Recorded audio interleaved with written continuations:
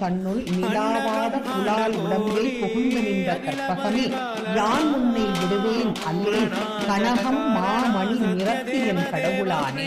சுவாமி பாருங்க, தங்கமும் மாணிக்கமும் கலந்த மாதிரி அப்படியே தக தக தகன்னு நின்ற அந்த காட்சியை நம்ம இப்ப பாக்குறோம்.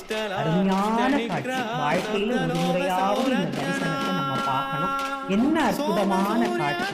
சுந்தரமூர்த்தி நாயனார் இதத்தான் கற்பகத்தினை கனகமால் வரையை காமக்கோவனை கண்ணுதலானை அப்படின்னு நமக்கு சொன்னார்.